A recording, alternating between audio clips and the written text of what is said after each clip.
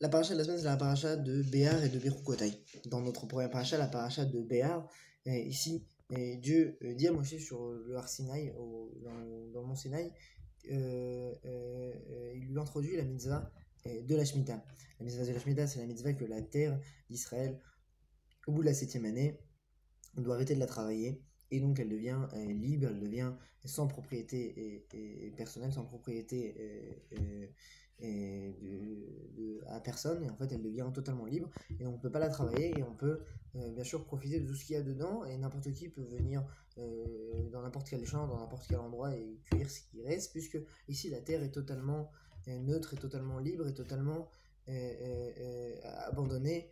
Et en fait, qu'on retrouve finalement, c'est la Shemitah ici, c'est donc le Shabbat de la terre.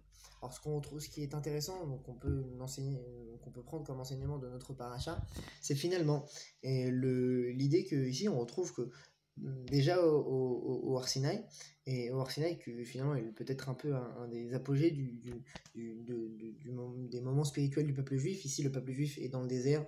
Il n'est pas préoccupé par des préoccupations matérielles, il est seulement préoccupé finalement par des choses spirituelles. Il a le Har Sinaï, le mont Sinaï, et là il reçoit la Torah, il reçoit donc finalement un dévoilement spirituel, etc. Et on peut se dire à ce moment-là finalement que le domaine d'action, le domaine d'intérêt du peuple juif, ce serait finalement que des aspects spirituels, des aspects entre guillemets religieux.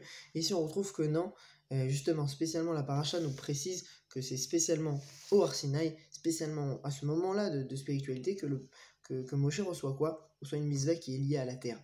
Qu'ils sont même pas encore rentrés dans l'air pour l'instant, ils sont dans une situation où ils sont que en train de s'occuper de choses spirituelles, et pourtant, une des mitzvahs qu'ils reçoivent, comme Moshe reçoit lorsqu'il est justement sur ce Har Sinaï, c'est justement une des mitzvahs de la terre d'Israël, que lorsqu'ils vont rentrer plus tard, ils devront la respecter. On retrouve dans cette mitzvah de la Shemitah plusieurs aspects, notamment le fait que ici, le monde d'action, le domaine d'action, comme on a dit jusqu'à maintenant, qu'il n'est pas seulement spirituel, il vient aussi se propager dans des domaines matériels. Ici, on retrouve donc, au travers de la Shemitah, une idée que le mode d'action du peuple juif, il vient et il se propage justement dans tous les aspects de la vie, et notamment même dans son aspect et dans l'aspect de la terre. Ici, il n'y a pas seulement un Shabbat des gens, il y a un Shabbat de la terre.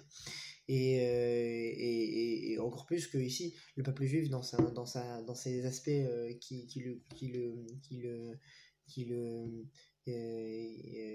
le compose, qui est lié auquel il est lié.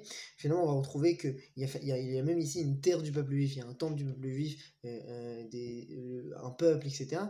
Et pas seulement une Torah, mais aussi bien sûr une terre qui lui est liée, et qui a la possibilité aussi, comme on voit que les mitzvot de la Shemitah, ils sont pas dans les autres endroits du monde. Ici, on a une terre qui peut dévoiler aussi cette sainteté à l'échelle de la terre, et plus seulement à l'échelle de l'individu. Et c'est ça qui est aussi intéressant qu'on retrouve.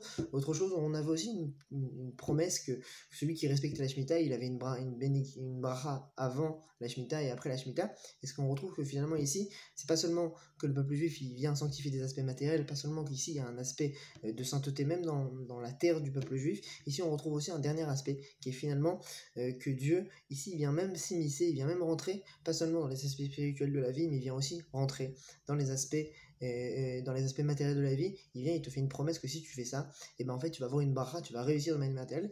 Donc ici on a pas seulement qu'on peut sanctifier notre matérialité, mais en plus on a une bracha qui peut en ressortir de là. Voilà, c'était pour cette semaine. Shabbat shalom.